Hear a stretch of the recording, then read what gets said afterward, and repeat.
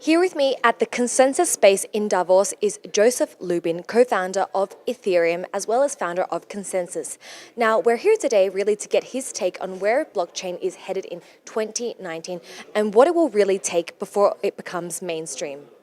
To start off, just taking a walk down the street, it seems that there's more crypto, more blockchain events taking place on the sidelines of the WEF. How do you think the conversation has changed since you've been here last year?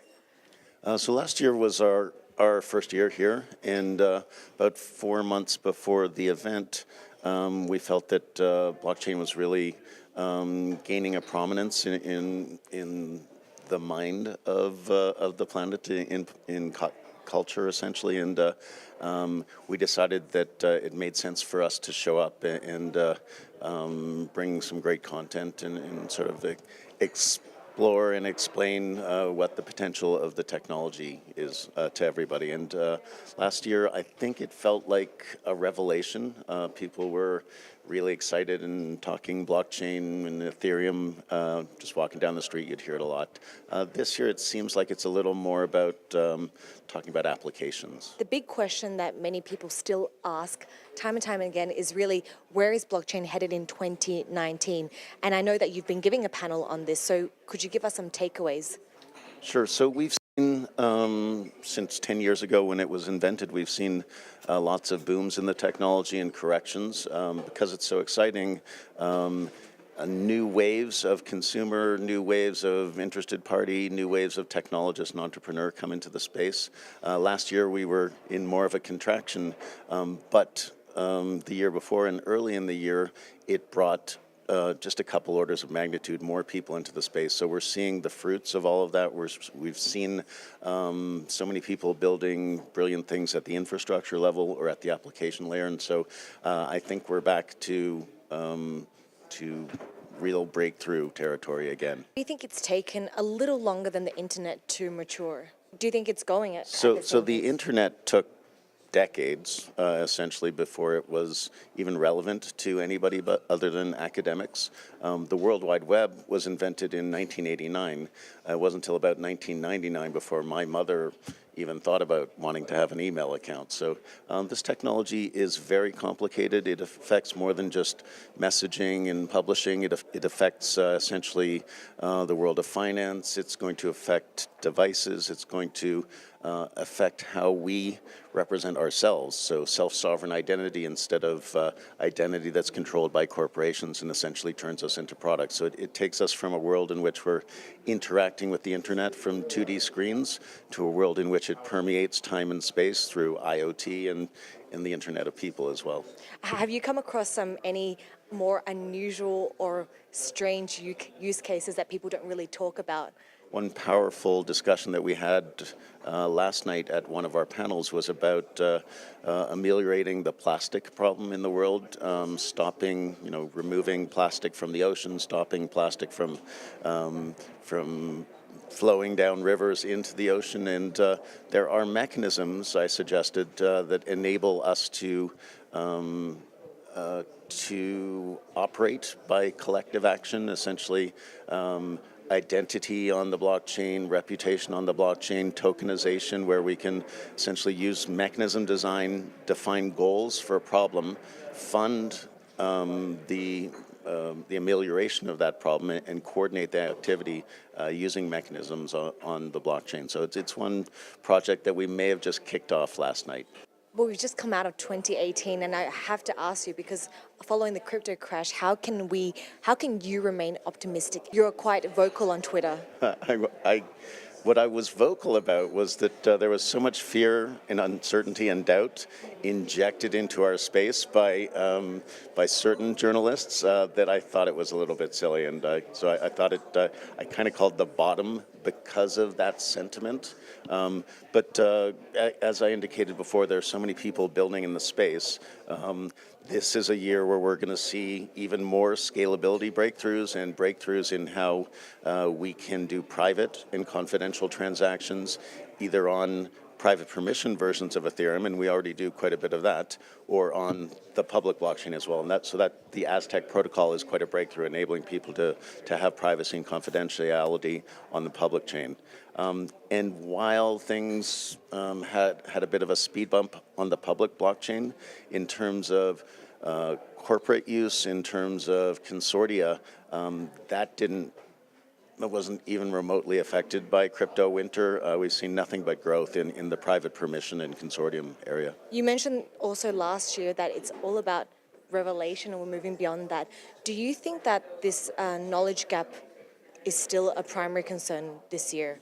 So it's not a primary concern. It's anytime a new technology is essentially invented, it takes time for early adopters to start to understand it and start to make use of it. And so we've seen different use cases already in our space. We've seen cryptocurrencies, we've seen token launches that some are used to fund projects, some are used to issue a token that has utility on a platform. So it's getting used quite significantly.